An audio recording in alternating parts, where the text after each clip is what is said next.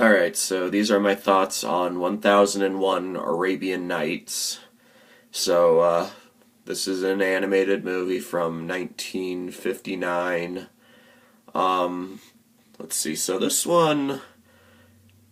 obviously this is based on, like, the story of Aladdin and everything, although, this one's got a, unique take on it, as it inserts the character of Mr. Magoo.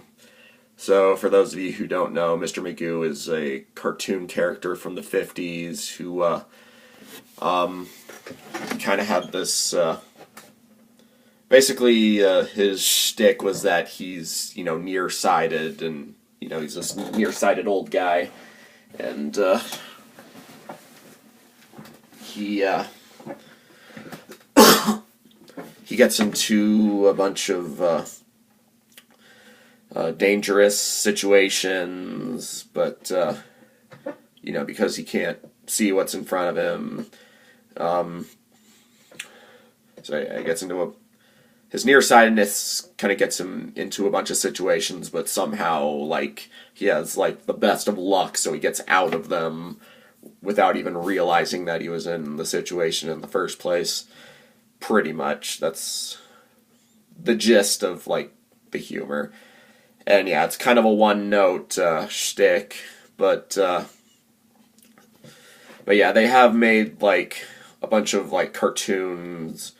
I think because they realize that the joke can only go so far, they, like, made a bunch of cartoons where they kind of insert him into a bunch of, literary stories. Like, they tell their own versions of different stories, like, obviously, the most famous one is Christmas Carol. That's a pretty popular Magoo cartoon to this day. Probably what most people will know him from. Let me see. I've also seen some based on, like, Robin Hood and some various stories, and yeah.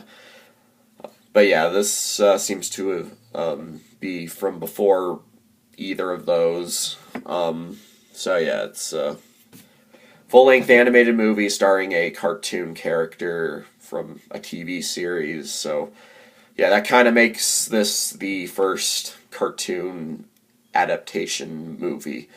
The one that's credited as such officially is this Yogi Bear movie from the 60s. I'll get to that one when I get to it, but yeah, this is before that, so this is kind of a technical example of such. Although it wouldn't, that Fleischer version of Gulliver's Travels, as I said in my review for that movie, it was originally going to have Popeye in the role of the main character, but yeah, they changed that idea. So yeah, this is kind of the first cartoon adaptation movie, unless you count, like, that Tintin movie I talked about before. But anyway, so on to the movie itself. It's basically the story of Aladdin. It's obviously the original story isn't quite the same as, like, the Disney version that you know so well, but yeah, it's still mostly the same story that you might know from Aladdin.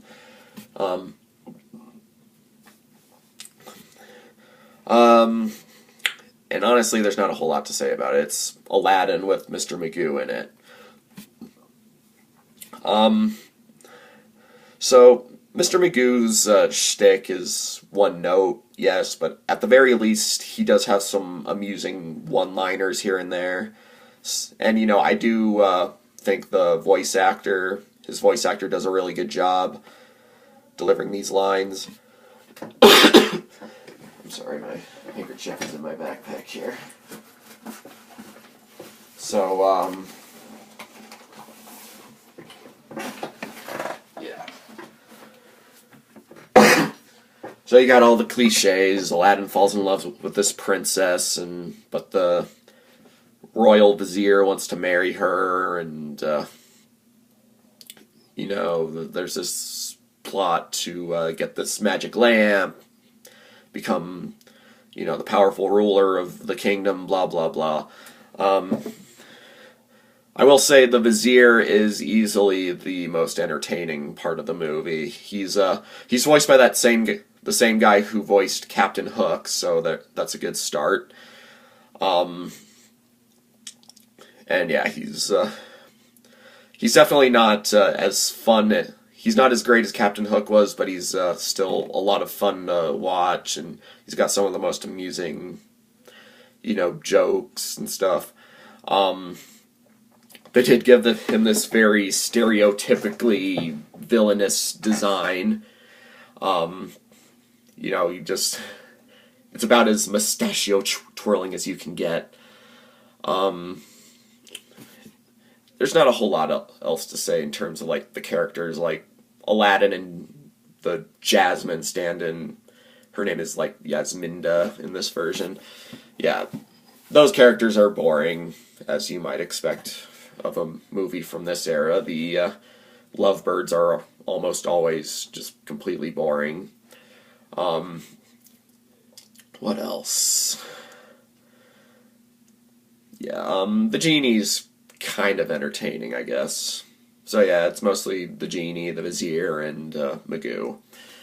But yeah, and as you might guess, Magoo actually ends up having a very major role in this story, and he actually ends up saving the day at the end, because, he's essentially the main character instead of Aladdin, but I don't know. Yeah, so, yeah. Yeah, gotta keep talking. Drown out the noise, drown out the noise. So, overall, I think the movie was okay. It's very cheaply animated, like a lot of the cartoons of that era. This is kind of a similar style to, Rocky and Bullwinkle and stuff. Yeah, that's kind of how a lot of cartoons were animated at the time. This is from, before Mr. Magoo, there was, this cartoon called Gerald McBoing Boing. So, yeah, it's by the same people. And, yeah, Rocky and Bullwinkle, I think, was out by the time this movie was released. So, yeah, there's not a whole lot to say about the animation, although they do have some creative visuals here and there. Some of the characters have very unique designs. What else? But yeah, as a full-length theatrical animated movie, it doesn't really, it doesn't quite fit the theatrical movie feel. It mostly just feels like a rather long cartoon. But I don't know, it wasn't bad. It was just kind of, yeah, just kind of unremarkable. It's basically a Mr. Magoo cartoon set in the Aladdin world. So is there much else to talk about? Well, another issue I have is that, the humor can get kind of slow at times. Some scenes might, drag on longer than they need to. A fine example of this is, the scene where the Vizier was about to marry the princess. And, yeah, they, drag it on so long. And, Aladdin's trying to get the genie out of the lamp to stop the wedding or something. And, the genie's, at first he's asleep, and then he's, taking a shower. So it's, yeah, first of all, it's kind of incompetent on the genie's part. He doesn't come out of the lamp when Aladdin needs him. Second of all, yeah, it just drags the scene way too long, and the part where the Vizier's trying to marry the princess doesn't go much better. It's the Sultan keeps asking him, "Are you sure you're the richest guy yeah, it's just not that funny and it's not that entertaining.